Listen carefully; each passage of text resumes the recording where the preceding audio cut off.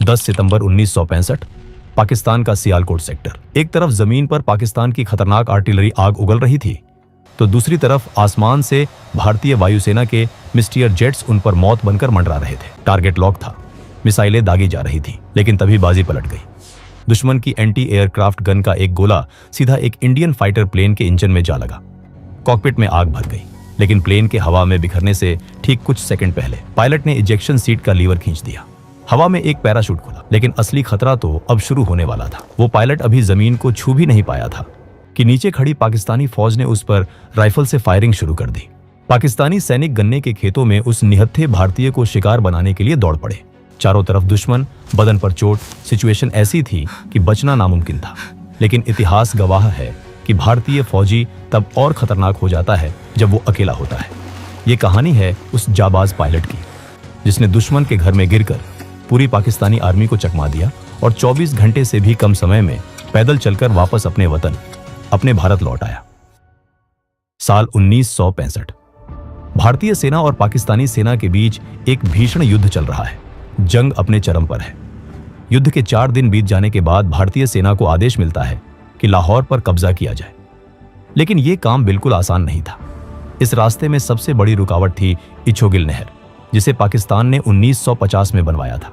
यह नहर भारतीय सेना की आगे बढ़ने की राह में दीवार बनकर खड़ी थी। नहर पर एक पुल मौजूद था और उसी पुल के सहारे सेना को आगे बढ़ना था, लेकिन उस पुल में पहले से ही डायनामाइट लगा हुआ था। इस नहर के पीछे घने जंगलों और गन्ने के खेतों की आड़ में पाकिस्तान ने अपनी सबसे घातक आर्टिलरी छिपा रखी है, अमेरिकन 155 मिलीमीटर हाउजर तोपें। ये तोपें आग उगल रही हैं। भारतीय सेना की इन्फेंट्री और टैंक रेजिमेंट्स पर लगातार गोले बरस रहे हैं। हमारे जवान आगे बढ़ने की कोशिश कर रहे हैं, लेकिन ये अदृश्य दुश्मन जो झाड़ियों के पीछे छिपा बैठा है, उन्हें टिकने नहीं दे रहा। आखिरकार भारतीय सेना ने इन आर्टिलरी को नष्ट करने के लिए भारतीय वायुसेना की मदद लेने का फैसला किया। इसकी सूचना आदमपुर एयरफोर्स स्टेशन को दे दी गई। जालंधर के पास आदमपुर एयरबेस में स्क्वाड्रन लीडर टीपीएस गिल 3 युवा पायलट्स को ब्रीफिंग दे रहे हैं। इन 3 में से एक है फ्लाइंग ऑफिसर दारा फिरोज चिनॉय, उम्र महज 21 साल। पारसी समुदाय का ये नौजवान आज एक ऐसे मिशन पर जाने वाला है जो इतिहास के पन्नों में दर्ज होने जा रहा है। जेंटलमैन, सिचुएशन क्रिटिकल है। सियालकोट सेक्टर में हमारी आर्मी भारी गोलाबारी झेल रही है। दुश्मन की वो आर्टिलरी हमें हर हाल में खामोश करनी है। इंटेलिजेंस के मुताबिक वो पसरूर के पास कहीं छिपे हैं। हमें नीचे जाना होगा, बहुत नीचे, और उन्हें ढूंढकर तबाह करना होगा। एक बात और, वहाँ का आसमान एंटी एयरक्राफ्ट गन्स से भरा पड़ा है। वो हमारा इंतजार कर रहे होंगे। रिस्क बहुत ज्यादा है। Good luck. ये चारों पायलट अपने अपने डसॉल्ट मिस्टियर फाइटर जेट्स की तरफ बढ़ते हैं। ये फ्रांस के बने विमान हैं जो ग्राउंड अटैक के लिए बेहतरीन माने जाते हैं, लेकिन इनके सामने चुनौती है पाकिस्तान के F-86 सेबर जेट्स और जमीन से आसमान में मार करने वाली तोपें। चारों पायलट पाकिस्तान की तरफ निकल पड़ते हैं। आसमान में उड़ते हुए फॉर्मेशन पाकिस्तान की सीमा में दाखिल होता है। रडार से बचने के लिए ये लोग ट्री टॉप लेवल यानी पेड़ों के ऊपर से बेहद नीची उड़ान भर रहे हैं। अचानक रेडियो पर आवाज आती है, टारगेट इनसाइड 12 o'clock। सामने पाकिस्तान की एक सप्लाई ट्रेन दिखाई देती है जो गोला बारूद लेकर फ्रंट लाइन की तरफ जा रही है। स्क्वाड्रन लीडर गिल का ऑर्डर आता है, एंगेज। मिस्टियर जेट्स गोता लगाते हैं।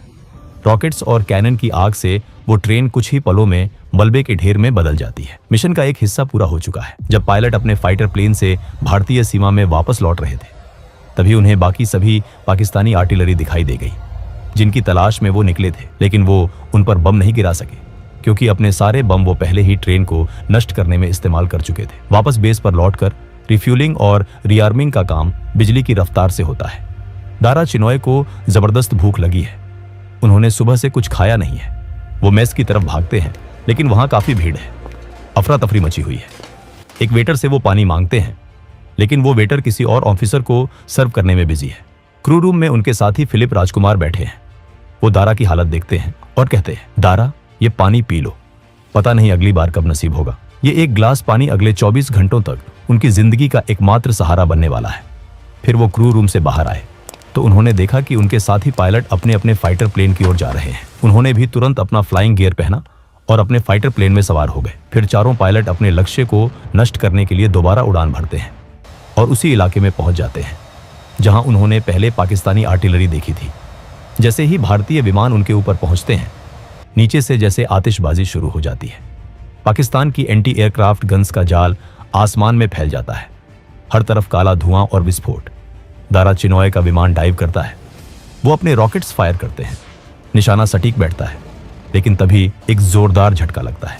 ये एक 40 मिलीमीटर एंटी एयरक्राफ्ट शेल का सीधा वार है। कॉकपिट के अंदर लाल बत्तियां जलने लगती हैं।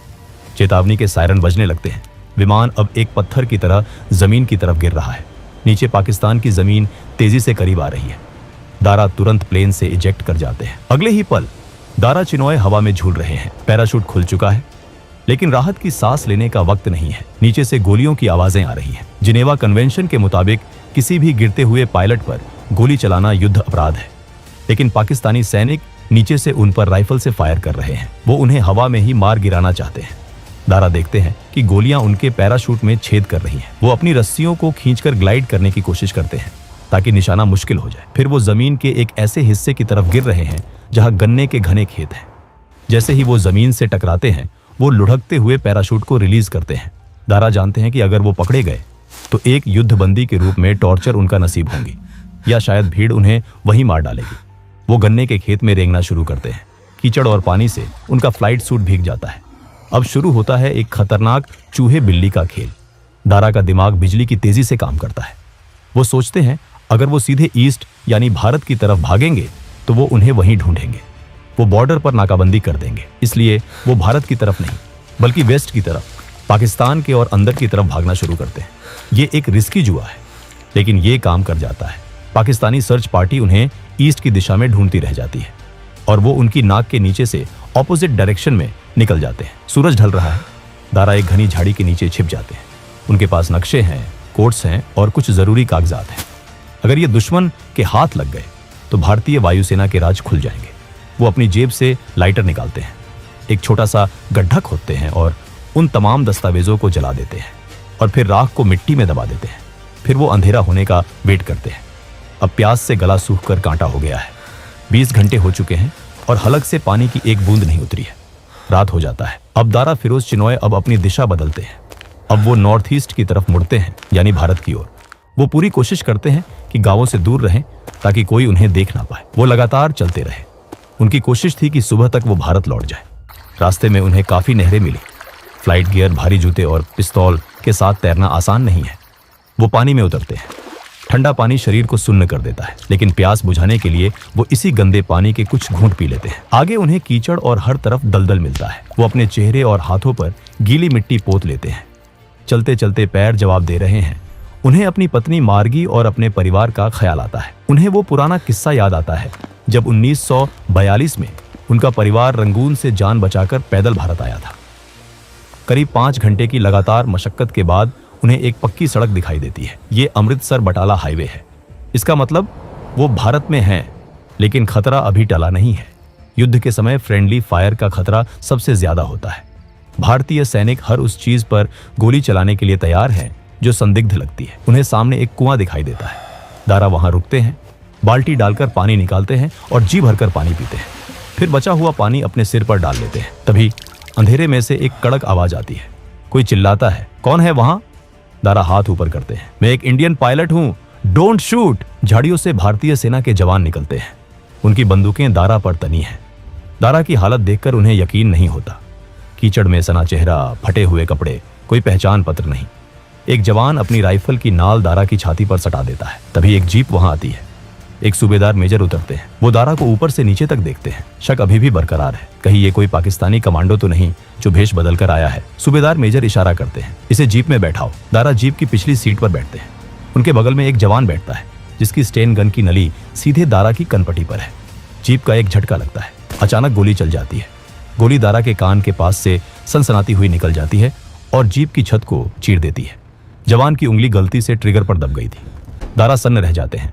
पाकिस्तान की एंटी एयरक्राफ्ट गन्स से बच गए, पैदल चलकर सीमा पार कर ली और अब अपने ही देश में अपनी ही सेना की जीप में मारे जाते जाते बचे। जीप रुकती है, सब बाहर आते हैं। सूबेदार मेजर का हाथ उठता है और एक जोरदार तमाचा उस जवान के गाल पर पड़ता है। बेवकूफ, ध्यान कहाँ है तेरा?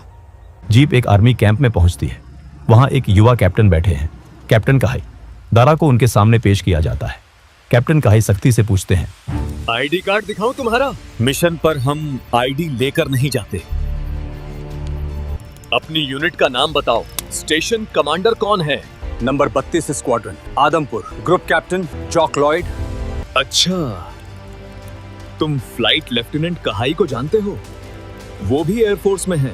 कैसा दिखता है वो? मोटा है, क्लीन शेव है? नहीं कैप्टन, वो दुबला पतला है और पगड़ी पहनता है, सरदार है। ये सुनते ही कैप्टन कहाई दारा को गले लगा लेते हैं।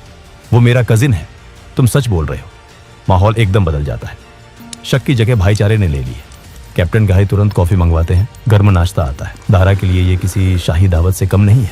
खबर तुरंत ऊपर भेजी जाती है। दारा को अमृतसर एयरफोर्स स्टेशन भेजा जाता है। वो जीप में ही सो जाते हैं। अगले दिन जब वो आदमपुर एयरबेस की मेस में दाखिल होते हैं तो सन्नाटा छा जाता है।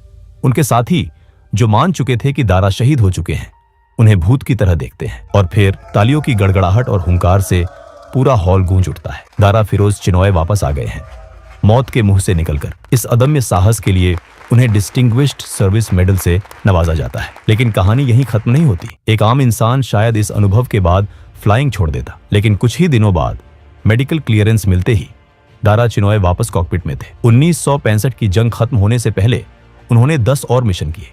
ये वो जज्बा है जो एक सैनिक को आम आदमी से अलग बनाता है। इसके बाद का उनका जीवन भी किसी फिल्म से कम नहीं रहा। 1971 में उन्होंने फिर अपनी सेवाएं दी।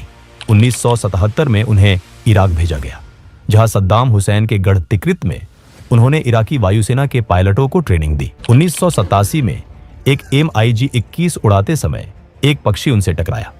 इंजन फेल हो गया। उन्हें अपनी जिंदगी में तीसरी बार इजेक्शन करना पड़ा। 3 बार मौत को चकमा देना ये किसी चमत्कार से कम नहीं। रिटायरमेंट के बाद भी आसमान ने उन्हें नहीं छोड़ा। उन्होंने टाटा ग्रुप और फिर रिलायंस के लिए कॉरपोरेट जेट्स उड़ाए। रतन टाटा से लेकर अनिल अंबानी तक देश के दिग्गज उद्योगपति अपनी सुरक्षा के लिए इसी जाबाज पायलट पर भरोसा करते थे। दोस्तों, अगर इस कहानी ने आपके रोंगटे खड़े कर दिए हैं, अगर आपको भी भारतीय सेना के इस जाबाज पर गर्व महसूस हो रहा है, तो इस वीडियो को लाइक करें और अपने दोस्तों के साथ शेयर जरूर करें। हमें कमेंट्स में बताएं कि आप किस और वॉर हीरो की कहानी सुनना चाहते हैं। जय हिंद, जय भारत।